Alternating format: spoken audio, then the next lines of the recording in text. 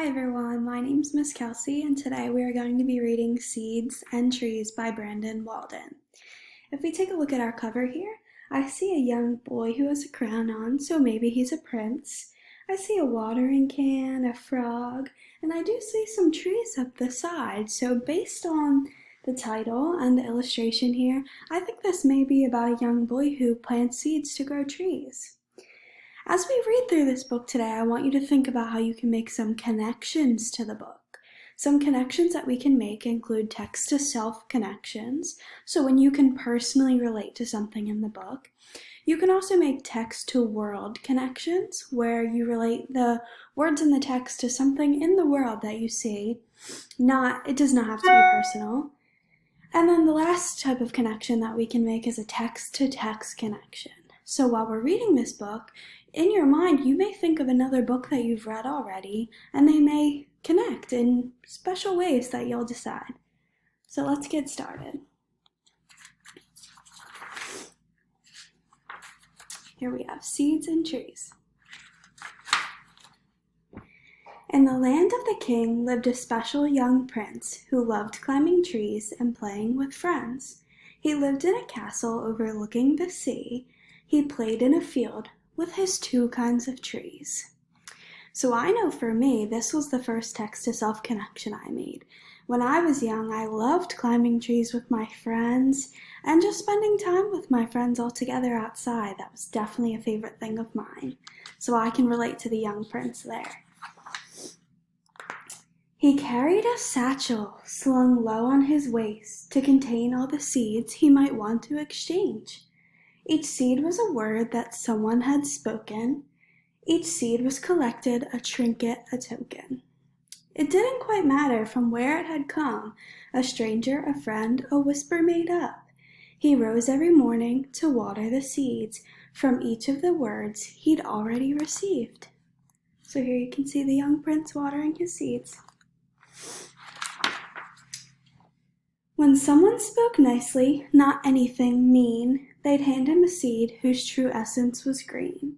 But sometimes the seeds would come bringing pain, seeds of dark color whose trees produce shame.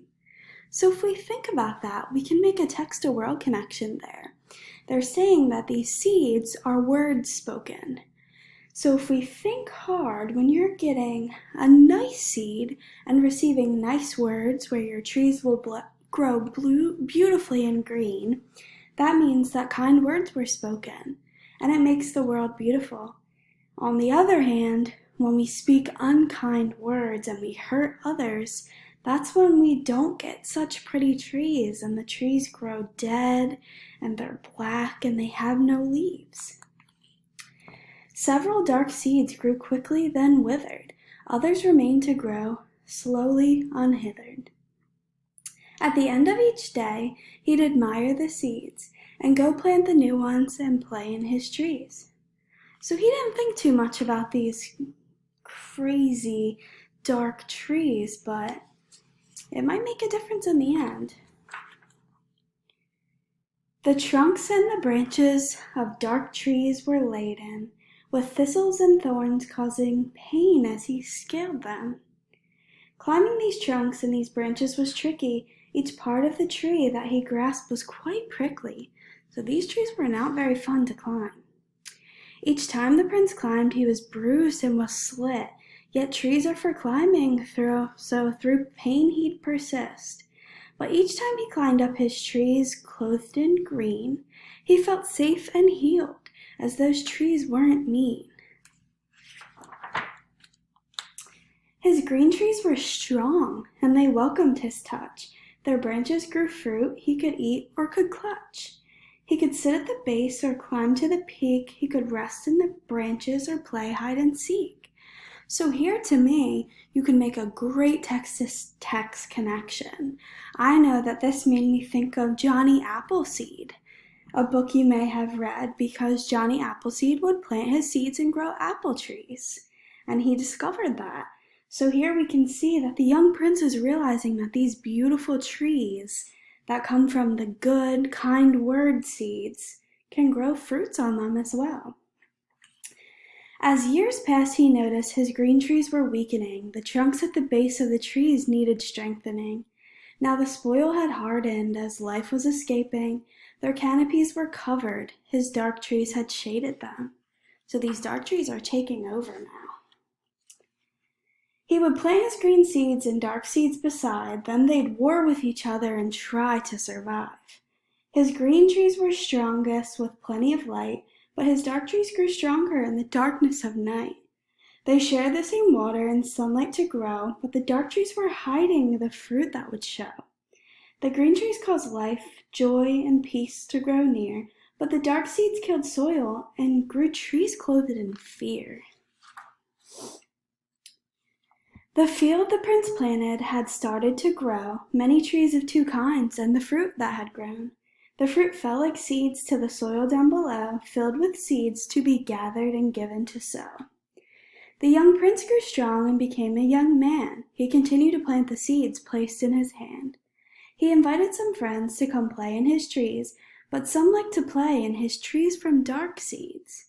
So if we think about this, we can think about how a time where you maybe met someone that didn't speak such kind words, and maybe they would be one of the ones playing in the dark trees. But we've also met people who are very nice and speak kind words, and you would be seeing them in the green trees. So if we think about that, have you ever had a time where you maybe didn't speak such kind words, and you could maybe relate to those people in the dark trees, and sometimes you don't think you're doing anything wrong until after? He had one special friend who always spoke true, her words filled with grace, as good friends always do. She never spoke harshly and never spoke lies. She always spoke gently with loving replies. She always gave green seeds and never took back. She never ran out. There was never a lack. Her satchel was filled to the brim overflowing with green seeds, not dark seeds, each one for the sowing. So there we can think about one of those friends who were always so kind and spoke kind words and would never have any dark seeds. She watched the prince till, plant, and water his grove. She watched and she waited until asked to go. One day the prince said, "Hey friend, come along." She humbly agreed and began singing a song. To the grove, we will look down below, at the roots in the soil and the trees that have grown. We will care for your green trees and even plant more seeds, but your dark trees will fall as this new life is sown. As he walked in his field with his friend by his side, the young prince took note as his trees came alive. Green trees swayed now to the sound of the tune, but the dark trees stood stiff, clenched their fist, and seemed rude. After long years of planting and watering seeds, they'd grown into mighty, powerful trees. The prince reminisced as he entered the grove. He thought back to each tree and each seed that was sown. He admired the beauty the green seeds created, but noticed at the roots they were sadly ill-fated. His friends came prepared and brought tools along. The prince hadn't noticed, but his friend was quite strong. The tools that she carried were weathered and humble, a pickaxe, a saw, and an old rusty shovel. The friend asked the prince to please pick out a tree, one causing pain that he'd rather not see. The prince pointed up to one skinny dark mass. His friend said, "Watch this," as she took out her axe. With one mighty swing, the tree fell to the ground. Then his friend dug her shovel deeply down. The root had to die and be plucked from the dirt. Then a green seed was planted and covered with earth. The prince then exclaimed, "Can you cut down more trees?" Her friend said, "Oh yes, and I've plenty of seeds." Many dark roots had tunneled so deep that it took them a while to dig underneath. Dark roots wrapped close round the green everywhere, so the friend showed the prince how to tend them with care. Her tools came in handy, the axe, saw, and shovel, and others the friend had brought here to the struggle. Then came the day when his forest was green, not a dark tree was spotted, not any were mean. The friend then surprised the grown prince with some gifts, some tools for his new daily watering shifts. She instructed the prince not to plant the dark seeds, but to go to the cliff to cast them out to sea. The prince held the green seeds, and those were all saved, but he tossed the dark seeds off the cliffs to the waves. Then he traveled to new fields, abounding with trees, making sure that he packed his old satchel with seeds. To the grove, we will look down below, at the roots in the soil and the trees that have grown.